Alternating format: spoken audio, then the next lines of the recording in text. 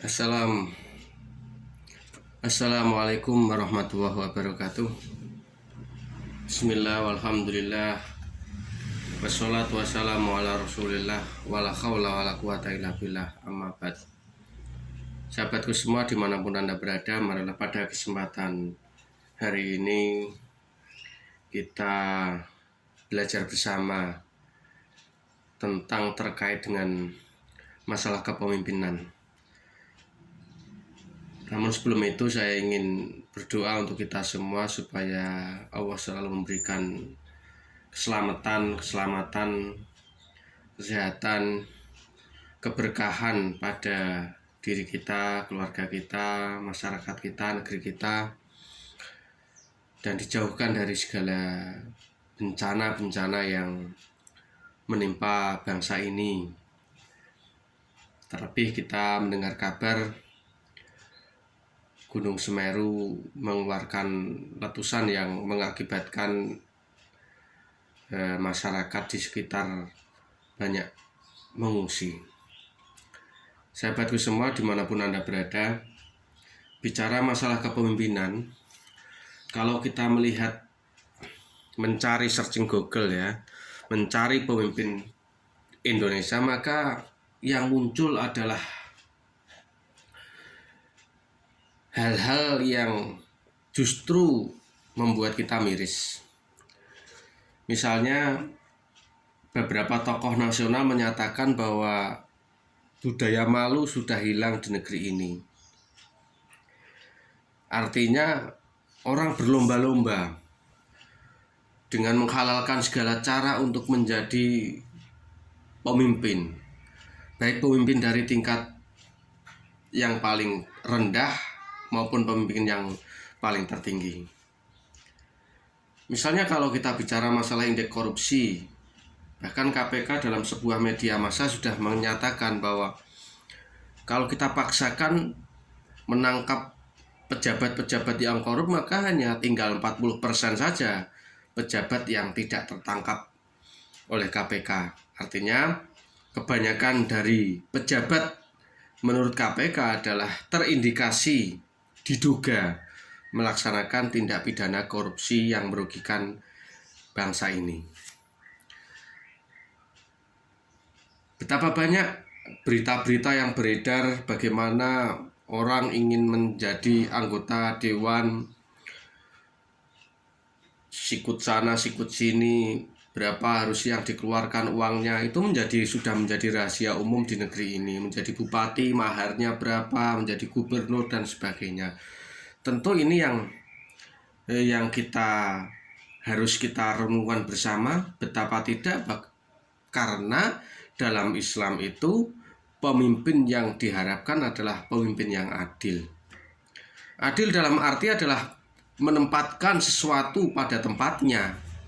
Adil dalam arti adalah memberikan hukum seadil-adilnya. Bukan karena pesanan hukum ya. Siapapun yang bersalah di depan hukum itu haruslah sama. Ya.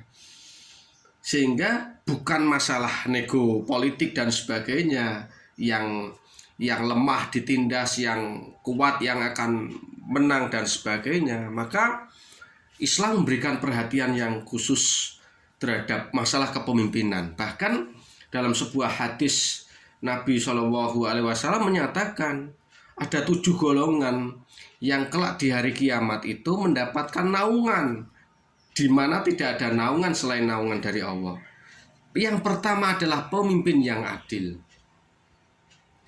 Namun di dalam riwayat yang lain Nabi juga menyatakan bahwa nanti di akhirat ketika manusia pada dihisab, seorang pemimpin itu banyak dijumpai penyesalan dan mereka akan menyesal kenapa mereka ketika di dunia ini mau menjadi seorang pemimpin. Alangkah beratnya menjadi seorang pemimpin, sehingga di akhirat banyak para pemimpin-pemimpin yang nanti akan menjadi orang yang paling menyesal di akhirat.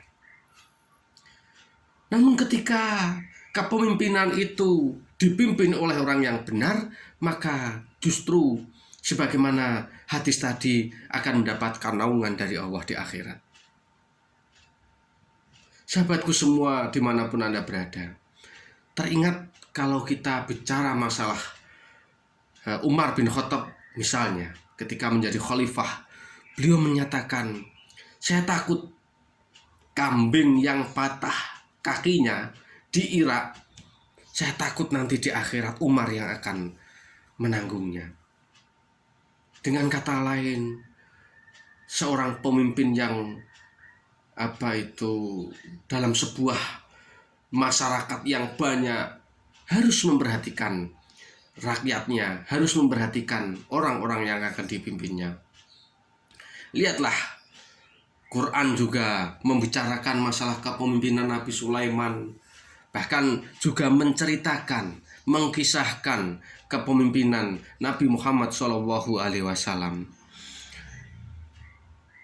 Ketika beliau juga menjadi seorang pemimpin yang oleh Quran, pemimpin itu di satu sisi harus memiliki hati yang halus, hati yang lunak, tidak keras, tidak kaku. Tetapi di sisi lain, Quran juga menyatakan bahwa seorang pemimpin juga harus memiliki ketegasan. Tegas bukan berarti keras. Perpaduan antara ketegasan dan kelembutan hati, nah inilah yang oleh Quran harus dimiliki oleh seorang pemimpin.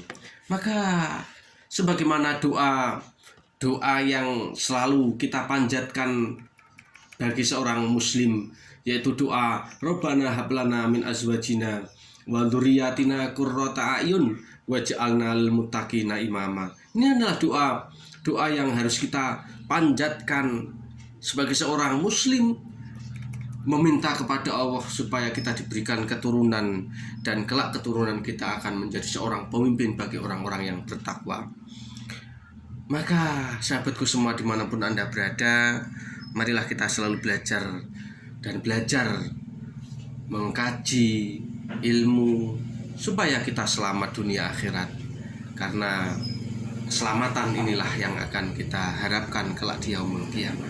Mudah-mudahan Allah selalu memberikan kita rahmat, taufik, hidayahnya pada kita semua, agar kita selalu mencintai ilmu. Amin ya rabbal alamin. Terima kasih, mudah-mudahan ada manfaatnya. Wabillahi taufiq wal hidayah. Wassalamualaikum warahmatullahi wabarakatuh.